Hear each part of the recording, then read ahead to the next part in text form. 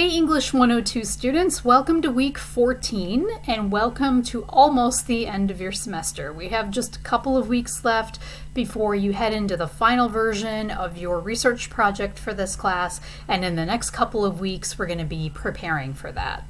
Okay, so if we go ahead and take a look at our course calendar for this week, you'll see that we just have one assignment due, which is the first draft of your problem solution research report. That's the final essay or final paper that you're going to be submitting for the requirements of this course.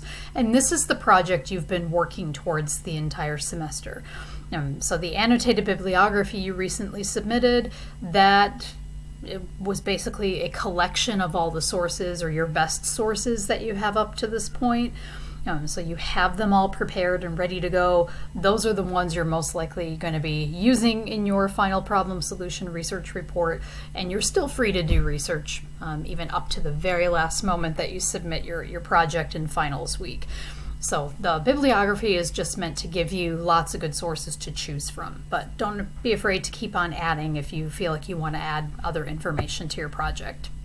This past week, in week 13, you worked on these three assignments in module, which would be 8, and you worked on thesis statements, academic paragraphs, and conclusions. These are the last few tools that you need to be able to put together a successful research project. So you came up with thesis statements, potential thesis statements for your final paper. I'll be looking at those early this week and giving you some feedback on them. Academic paragraphs, that was like a review of the activity you did on the ICE method earlier in the semester, introduce, cite, and explain. You just had the chance to see this in real students' research papers. So you had 3 paragraphs to analyze, and that helped you see how other students did this successfully. And then in conclusions, that concluding paragraph that you analyzed and then kind of attached to your own thesis statement, rewritten thesis statement, that gives you an idea of a concluding paragraph that you can use for your final problem solution research report. So these assignments from Module 8 were really just meant to give you a few more items that you can use to put everything together. So you'll see this week in week 14, the only assignment you have due is the draft of your final project. So let's go ahead to our final module folder in Blackboard so you can see all of these materials together in one place. Okay, and you'll see as we get down here, somebody crossing the finish line. So this should hopefully give you a good positive image as we head into the last couple of weeks of our semester. You're almost there. It's been a tough year, and I'm sure we'll all be glad to successfully finish it. All right, so let's go ahead and get in there. The due dates for everything due in this module are right here at the top of our folder. So the draft of your problem solution research report is due next Sunday by the 18th. You'll see assignment 9.1 is due the following week, so you only have one assignment due next week too, and that's a peer review activity. So for this essay, you will get a chance to get feedback from a classmate too. And that's the only thing you're going to be working on that week. So you'll be able to do revisions to your essay while your classmates are giving you some feedback and while I'm working on your feedback too. And then the final thing you have due, or the 2 items, would be the research presentation and the problem solution research report, the final version of it. Those are due Monday, May 3rd. I will save my explanation of the presentation until next week, so that way you just focus on the draft and don't worry about getting caught up with other assignments yet. Okay, so you might have already taken a little look at the guidelines for the problem solution research report. I'm going to go ahead and open those up here so we can take a look at them together. Okay, so like our other essay assignments, I structure them in the same way so you know what to expect and what the guidelines are telling you to do. So you've got an overview of the assignment, and in a nutshell, this assignment is asking you to describe a problem using various research sources that you've probably already collected, and then you're proposing a solution or solutions, depending on your topic. You may have more than one that you think would work to solve this problem, and try to convince your reader about why your solution or solutions are the best option. Okay, your audience this time is going to be me and at least one classmate. Sometimes we need to form a group of 3 for peer review just to even things out. So you may have 1, you may have 2 peer feedbacks on your essay. It just depends on how things work out.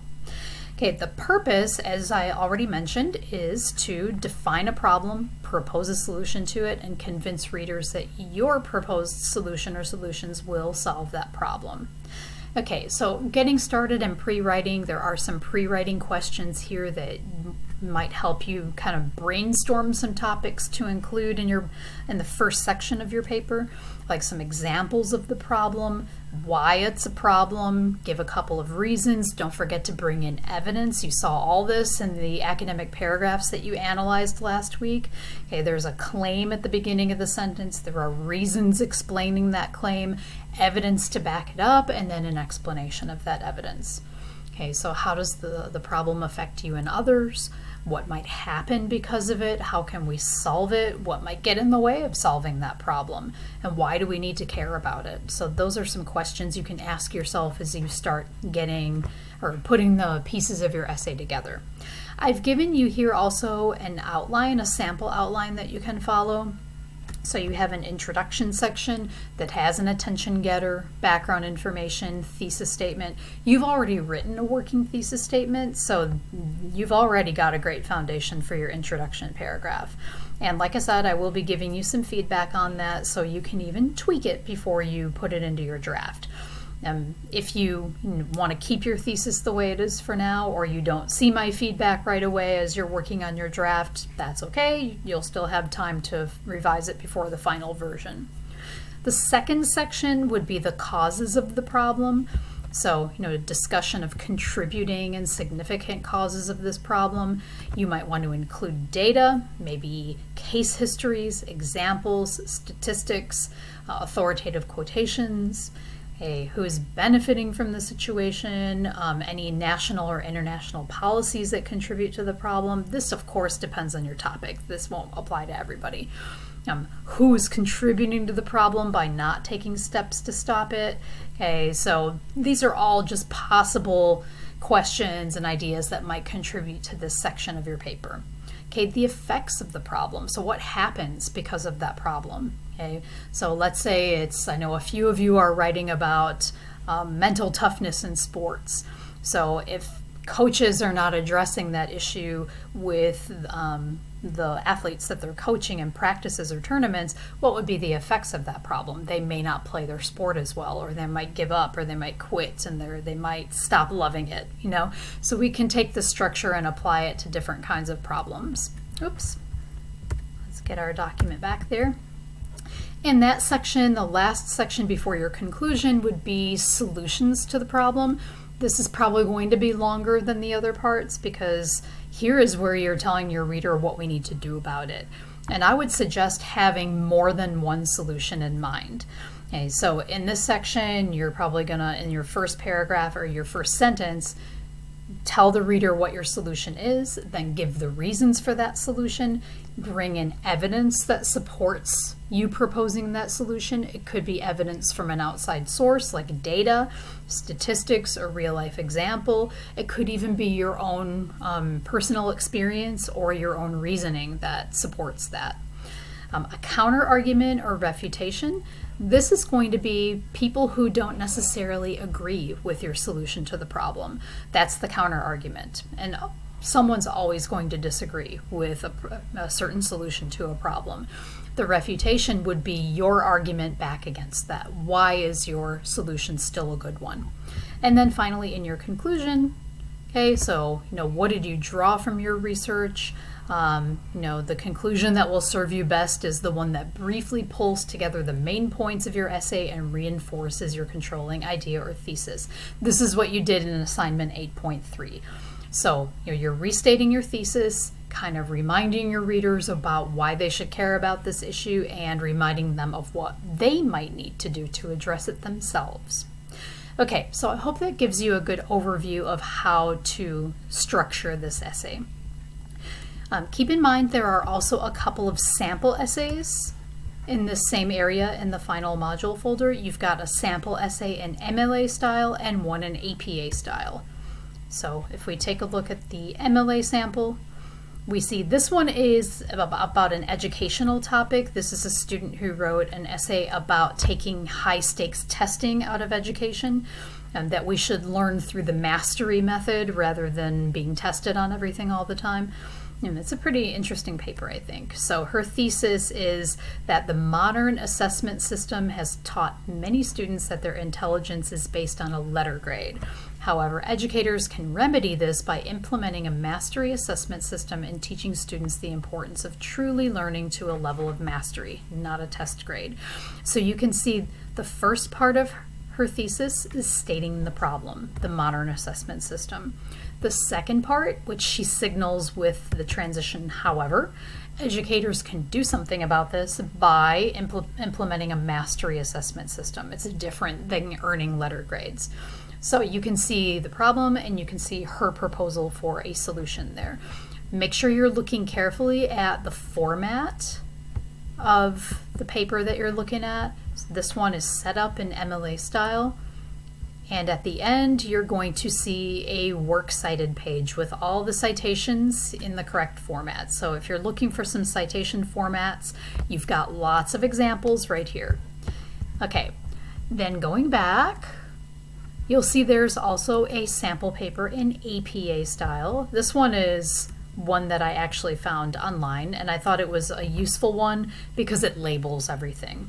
It shows you what the introduction should include. It gives you kind of bubble notes on the side that help you see how the paper is structured. This one is about animal testing.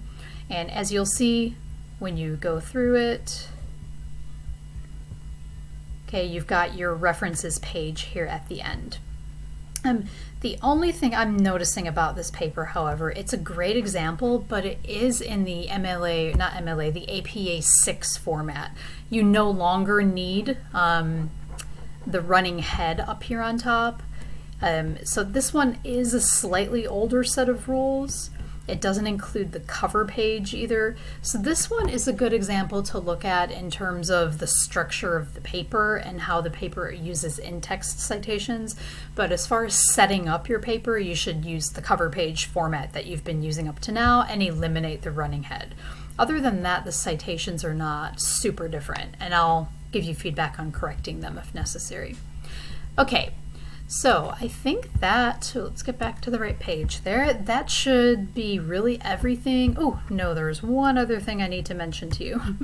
As we go down and look at the requirements and other details, the final version of your essay will be 6 to 7 pages. That doesn't include the works cited or references page. It doesn't include the cover page for APA style.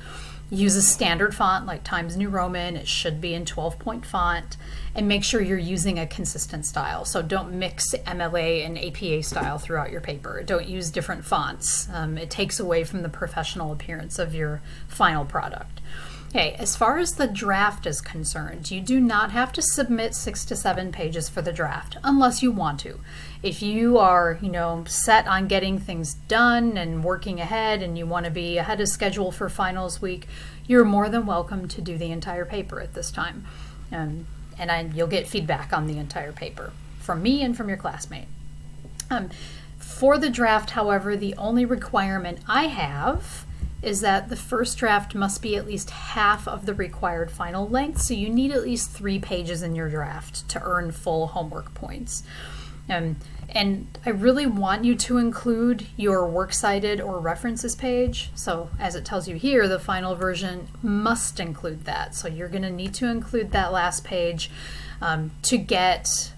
the final version of your essay. So yeah, I didn't specifically say that you had to have works cited or a references page for your draft, although I strongly encourage it so you can get the best feedback possible. If you don't include your citations, then you're gonna run the risk of maybe making mistakes in them and not having them exactly correct for the final version. So it's better if you include that. Now, any sources that you did happen to include in your draft, make sure you cite them at the end of your essay. Okay, as far as the final version, the number of sources you need to have would be a minimum of 5 citations of outside sources, reliable sources, and they must also be cited correctly within the body of your essay. Okay, here the third bullet point is just explaining to you the types of sources that you need to have. So 3 need to be reliable academic sources like the ones you've been using in other assignments. The other 2 can be supplementary sources like maybe an organizational or academic website, a documentary, maybe a YouTube video. That's a reliable source, of course. And the timeline for all of this, so next Sunday the 18th will be your first draft, minimum 3 full pages, works cited references page in progress required. Okay, so make sure you have it there. And then the final version would be due Monday, May 3rd. So basically the way this will work is next Sunday the 18th, you'll submit me your draft, at least 3 full pages.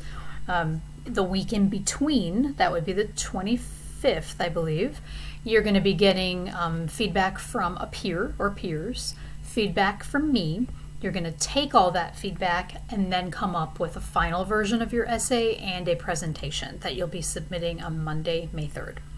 Okay, the grading is going to be based on the rubric that is in the course documents folder in my classroom. Okay, and before we go, one more important item. Your week 14 extra credit code is going to be this unusual spelling of Lander English 102. So you have the Lander with the A symbol, the at symbol, and a 3 for the E. So submit that into the link that you see for this week and you'll get your 1 point of extra credit. And some of you have a pretty good stock of extra credit points built up. So that will help you a lot when it comes to calculating final grades at the end of the semester.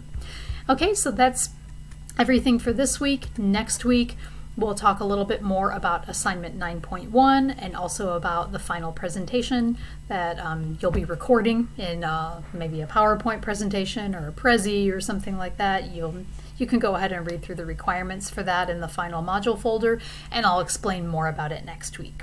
So have a great week, and I'm looking forward to seeing all your hard work. Bye-bye.